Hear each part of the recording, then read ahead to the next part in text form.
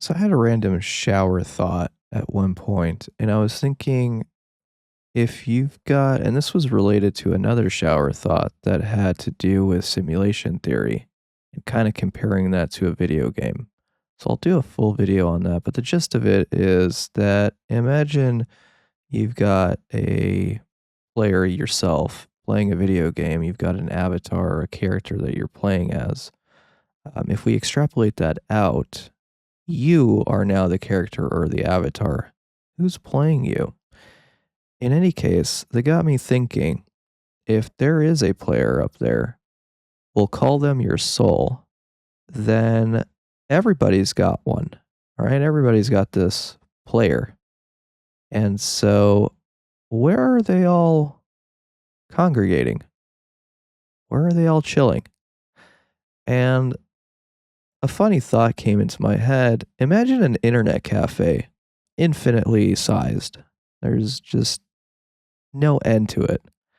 And it's big enough to fit all 8.6 billion of us, however many billion we have today. And and each of us are in a chair surrounded by the people that we're really going to interact with for the most part throughout our lives at any given moment, right? It's like if I was on a game and you were on a game and there was a quest that either one of us had to do. This is like a life lesson. And so then you send me a message or I send you a message, whatever have you. One of us sends a message to the other one and we go, hey, I need to do quest A. It seems like you have to do quest A too. Let's team up. So this idea is that everybody is sitting in this soul cafe and we're all in cahoots together. We've all got these lessons and these experiences that we need to go through in life.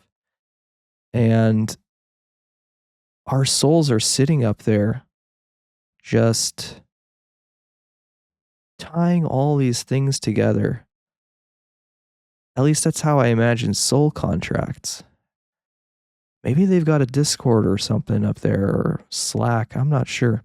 But either way, they're discussing things and they're figuring out to put player A with player B in order to make sure that quest C gets done. I think that's pretty crazy. It's just an interesting way to look at things and try to figure out how all of these soul contracts are being made, especially when you think about somebody that's on the other side of the planet. So, how did my soul make a soul contract with a person that's on the other side of the world in a time zone, in a city, in a country that I've never visited prior to getting there? Have you ever had those moments? You go, you travel somewhere brand new, you just hit it off with someone, and it's like you've known them forever. And then you learn something. How wild is that? Something that, you know what, you actually needed to learn, not just some random thing, but something that you actually use later on in life. Those are some moments that are just absolutely wild to me. And so I think again, it's like your soul knew you needed to learn that lesson for its greater plan, its greater purpose. And the other soul knew that it knew that thing already and it could pass on that wisdom to you. And it did. Somehow, some way, your two souls ended up meeting each other. So, in any case, the way that I see it, it's like this just infinite cafe. And we're all just sitting up there and chatting. We've got our characters that we're, guiding because I think free will makes it impossible to play the character. Again, back to that video game analogy, which I'll get into in more depth in a later video. But imagine you're playing that video game and you're the player, but you can only like instead of when you decide you want to go left, the character actually goes left like it would in a game today. Imagine this game, you say you want to go left, and then it's still up to the character to make the decision. I think that's intuition, right?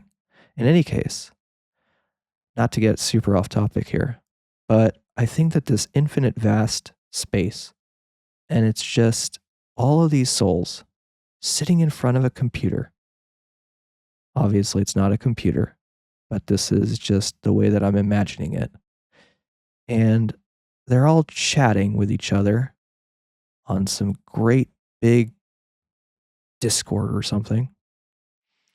And they're trying to figure out the best way to accomplish the lessons and the experiences that they all need to do and get through in this life, while at the same time knowing and understanding that each of their characters that they're responsible for have free will.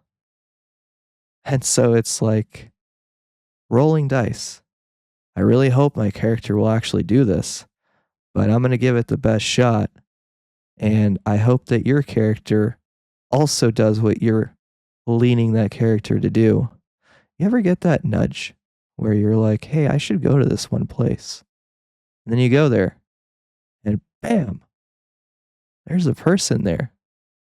And again, you learn something or you have an experience that teaches you something, because I think every experience teaches us something.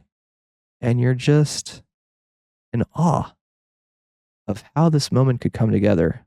Well, I think again, our energetic selves, our souls, our higher being, if you will, they're all just sitting up there doing whatever they do day to day. Although, what is time to them? I don't think it's really existing up there.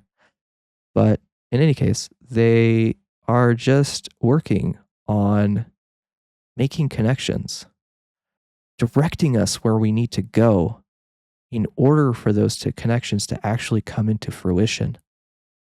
Another way to look at this, instead of an internet cafe, if you will, is like a little, I guess not little, but an infinitely large little sandbox. And I say little because I remember when I was younger, I had like this little sandbox, but kind of like the kiddie sandboxes, right? And our little souls are just there in cahoots with each other. But I think the more mature adult kind of way of looking at it would be that we're all just sitting in an internet cafe, at least our souls are, and then talking to each other and trying to direct us to do what's best for ourselves and ultimately for each other, and learn those lessons and have those experiences that we need to learn and do and figure out in this life. Anyway, I hope you have a great day. Thank you so much for tuning in. Have a great one. Bye bye.